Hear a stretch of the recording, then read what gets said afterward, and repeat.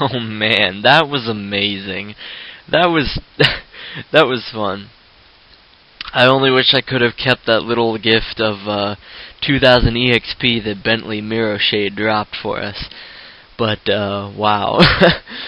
I still can't believe it did that. I mean, I know it was not a likely thing to happen twice, but still funny all the same. So there's my little cat guy. I think you can actually talk to the familiars. No, man, why does Zar look like me? Oh gosh, he's so annoying. You know what? I think I'm gonna have a little fun with Zar. There you go, Zar. Now your costume fits your personality. But yeah, so I'm gonna try and talk to my familiar here. Yeah, cat. The familiar sighs, its nose twitching slightly with curiosity as it looks up with dark eyes. What is it now, man? I am hungry. I wish to be petted and fed. Oh, such a mooch. Alright, I'm petting my familiar. He says, yes, this is good. Food would be nice, too. I wonder if I have any food. Let's see.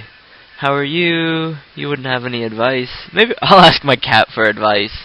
The animal looks at you fairly close to bewildered. Me? I suppose I have thoughts that it would amuse me to share, but would you even regard them, man? The little animal pulls its ears against its head. Keep your head down and don't let it get cut off, it hisses. Nice. I like my cat. It has an attitude. How are you? Is everything okay down there? It looks up with eyes, dark eyes, seemingly content just to be near you. It sighs and looks away briefly. We are connected, you and I. If you are well, so am I. But I think you are good enough traveling companion. I am pleased with the progress we make. Perhaps I shall remain with you for some time to come. We shall see. And let's see what else we can have it say. Give me anything you've pickpocketed, will you? The familiar eyes you suspiciously. But when I take things, they belong to me. Pretty please, I'll feed and pet you. The small animal twitches its tail, pondering. Well, perhaps, but I would not put it past you not to keep your word. Sigh. Oh, very well. It amuses me when you beg. Sometimes I wonder who's the real pet. Well, it seems like he hasn't pickpocketed anything, but all the same, I think that's fun. I think that's the advantage to keeping your familiar out, is that it will pickpocket things. Typically I enjoy keeping my familiar safe. In my inventory, you can see I have the cat here. This is your cat familiar, currently curled up and safe within your backpack. The cat familiar is a master scout able to move in the shadows with the ability of a master thief. He is also difficult to hit in combat, and the magic of the spell has made this cat resistant to both physical and magical attacks. Wow! It has a 99% chance to move silently in the shadows? It also has a magic resistance of 50% and 12 hit points. That's pretty cool. It can hide in the shadows 99%. Wow, there you have it. That's pretty impressive. But alas, let us continue on our journey. I will keep the familiar out in the beginning of the game, seeing as how the chances it will die are probably lower than later in the game, and I am still fairly certain that they have to be asleep, or they have to be out for you to get anything they pickpocketed. We're gonna memorize the sleep spell, and go ahead and rest again.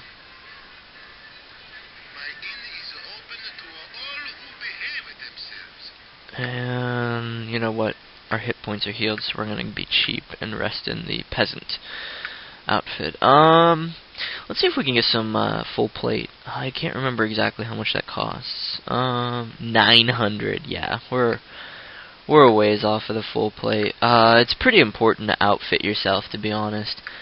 Outfitting yourself and being a high level go hand in hand. I mean, if you switch from wearing leather armor to plate mail, it can make more difference than gaining a level would. What I'm trying to say is, your equipment is almost it's as important as building your character. Duncan, if you're watching this, this is for you. You play a great game, but you need to manage your equipment better. I mean, I can't stress that enough.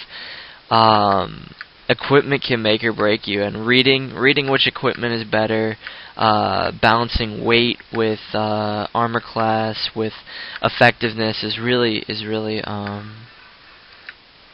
going to change your game.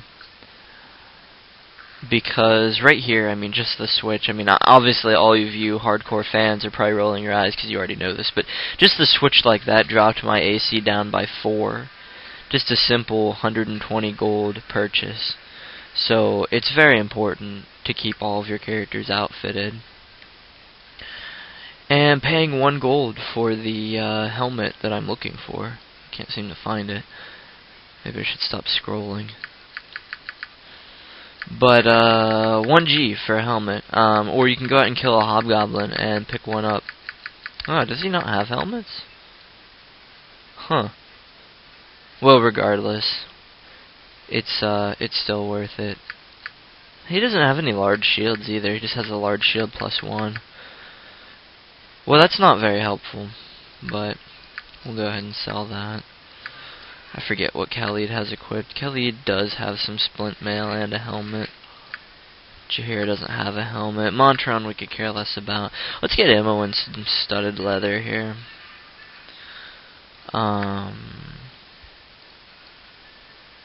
Yeah, because...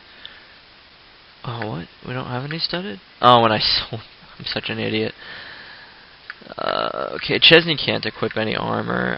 Mages won't get armor, really, through most of the game. They'll get a couple of robes, and then you can get, like, robe of the neutral Archmagi, robe of the chaotic Archmagi, and then robe of the lawful Archmagi. Those are going to be your best wizard equipment. And pretty much they're just the best wizard equipment for you in the game. There's no debate on that. Seeing as how you're limited just to like traveler's robes and knave's robes and cold resistance robes, which really, I mean, you know, the resistance to the spells really isn't worth it compared to getting the armor class bonus. I suppose just as always in certain situations they would work better than others, but frankly, as far as Candlekeep, the Friendly Arm Inn goes, there's very little to do in it right now. I mean, when we go to Baragos, we can kill some spiders for a hobbit, but there's very little else that we can do. We're gonna talk to Joia, I guess that's how you pronounce that, who will put us on a quest if we're mean to her. Well, she'll put us on a quest if we're nice anyway, but we're going to say, tell me what you need, but make it quick. And then she's like, yeah, I think it'll do just fine. So, she wants us to kill some hobgoblins to get a ring back. And we will set out on that adventure. It's just up north here, and it shouldn't take that long. Some reputation is in order for it, and I'm not quite sure what else. I think reputation is the only thing you get. But we'll get a helmet for Jaheira out of it, some bow and arrows for, or just arrows for Imoen, and it's a nice little way to wet your teeth. Is that what it's called? Wetting your teeth, wetting your stones, or something. In the beginning of the game, the hobgoblins aren't that big of a deal. I love this music. Really lets you enjoy the scenery before these guys come. Okay. Now that we have Khalid and Jaheira, fighting the low-level monsters will be no trouble whatsoever. Their armor will be enough to not have any trouble from pretty much anything 100 EXP and lower. Whoa! Zara just died. Well, I don't know how sad I am about that, so... Sucks to be him.